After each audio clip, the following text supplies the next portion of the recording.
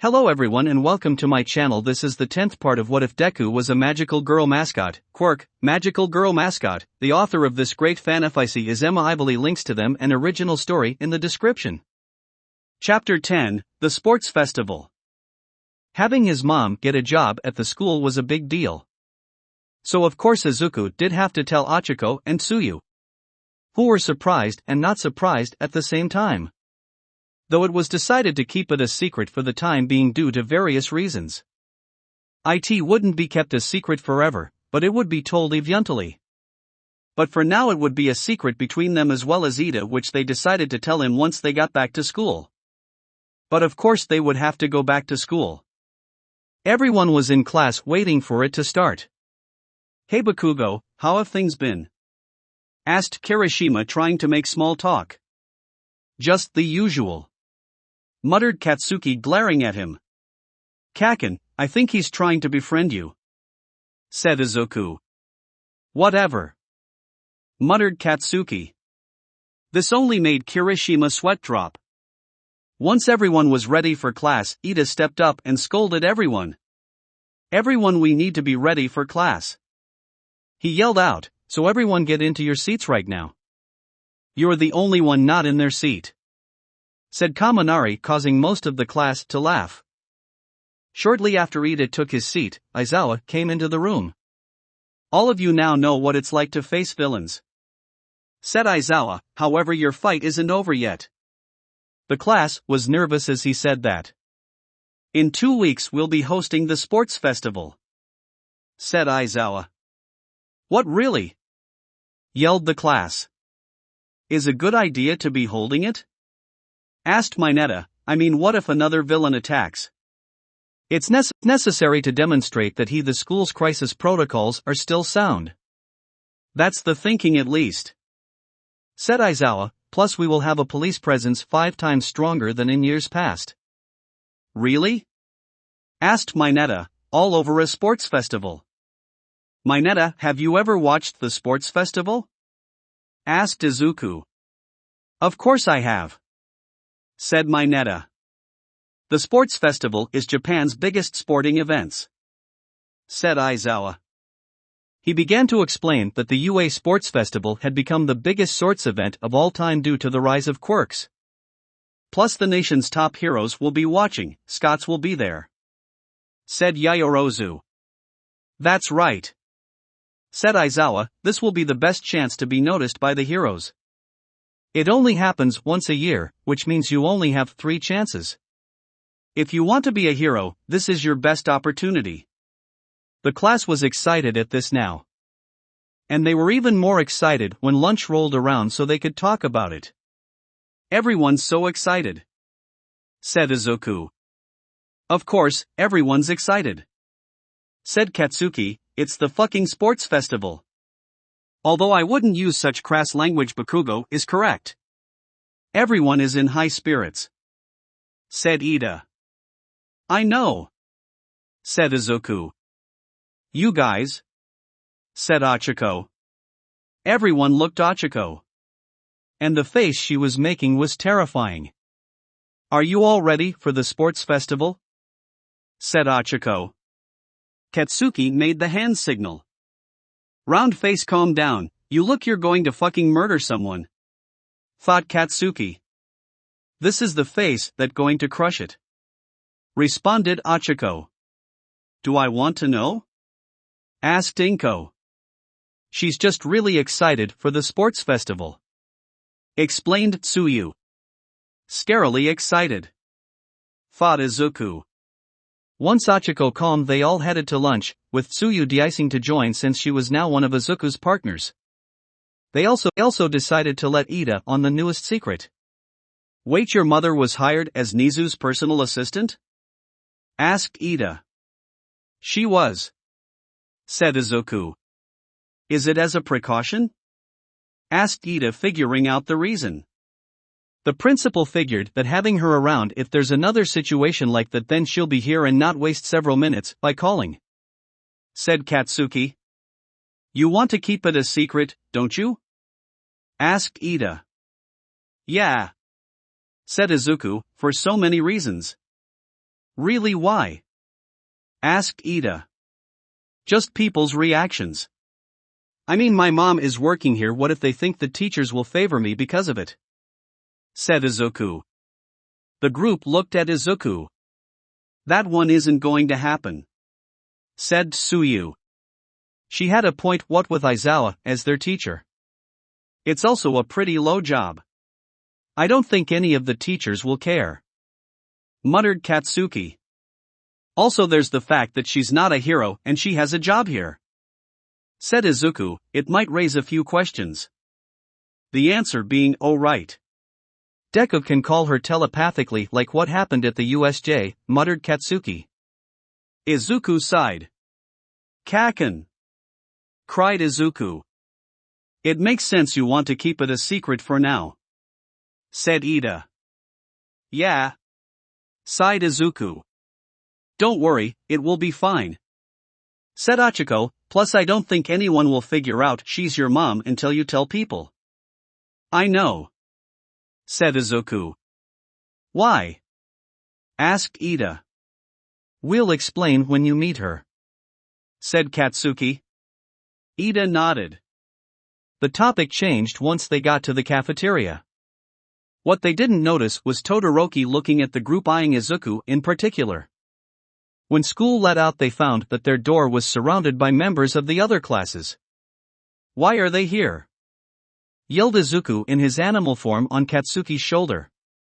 They're obviously scoping out the competition, plus we're the class that survived the villain attack. Said Katsuki, out of the way cannon fodder. We all have places to be. Kaken! Yelled Izuku. Bakugo, that was rude. You can't call your fellow students cannon fodder. Scolded Ida. It's true, we came here to scope out the competition. Said a voice. It was a boy with lavender hair and bags under his eyes. If the hero course. I got to say I'm disillusioned. With someone who's so high and mighty that they can just yell at people and bring along their stuffed toy from home. Said the lavender-haired boy. I'm a student. Sighed Izuku. He wasn't even fazed by being called a stuffed animal anymore. There was an awkward silence. Ah! He's so cute. Heard a girl in the crowd. Wait, how did a stuffed toy get into the hero course? Asked someone else in the crowd. Wow, the fact that there's a living stuffed toy in the class makes it even worse. Said the lavender-haired boy, I mean there's a lot of us in the other courses because we couldn't make it in. And it's depressing to know that someone with such a quirk got in. Izuku was about to say something. No, don't waste this extra with an explanation, and don't show him either, he clearly shouldn't know about your quirk. Said Katsuki. Izuku sighed. Depending on the results, they might consider putting us into the hero course, and it's the same for you. For a general studies kid like me, this is a declaration of war. It's time to knock you off your pedestals. Said the boy. The students in class mostly looked at him nervously. A boy with silver hair was about to yell something out. Excuse me. Called out Inko to the crowd fathered. The students blocking the doorway looked at her and knew she had to be facility. Can you please not block the doors? Said Inko, also Principal Nizu wants to speak with Uraraka, Azui and Bakugo. She seemed to take a break after saying Bakugo. And made a face. That feels so weird. She thought with a sweat drop. She knew she had to professional, but she knew Katsuki since before Izuku had gotten his quirk. It makes sense it would be weird, even without the telepathy. Those that knew who she was all figured out what she was thinking. To be fair, Katsuki also called her auntie in return.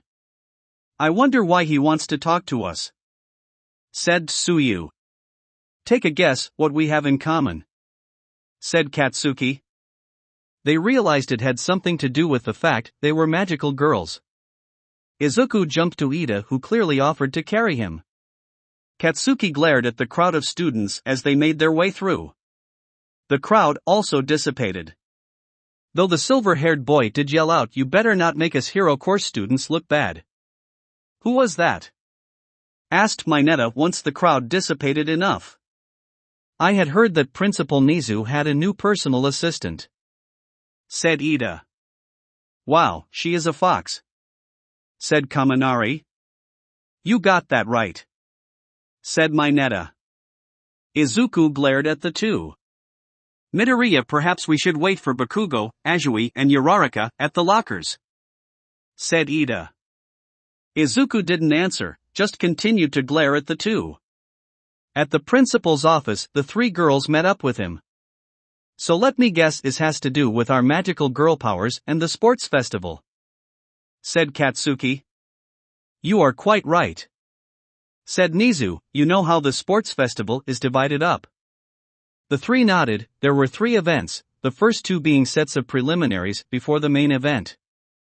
I'm afraid I have to ask you to not use your magical girl abilities for the first 2 events.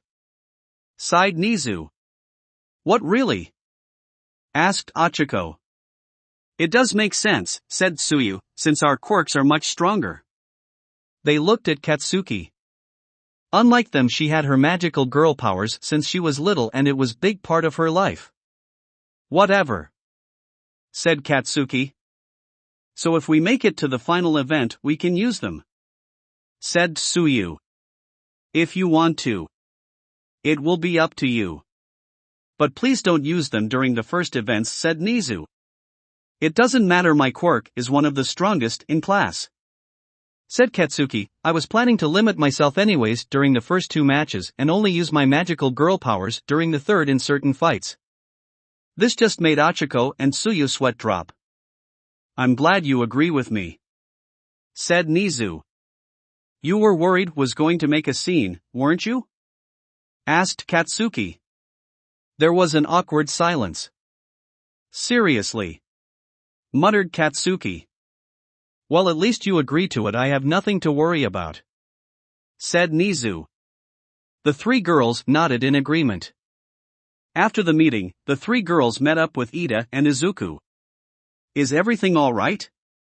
Asked Ida. We can't use our magical girl powers for the first 2 rounds. Said Tsuyu. That makes a lot of sense. Said Izuku. Ida looked at Katsuki. What were you expecting me to make a scene? Asked Katsuki. No, of course not. Said Ida, adjusting his glasses. Katsuki once again explained her plan as they headed to the train station. Wait, which fights were planning to use it? Asked Izuku. All of you, including you, leg day. Said Katsuki. What, really? Asked Ida, surprised. I have my reasons. Said Katsuki, also icy hot. Why him? Asked Ochako.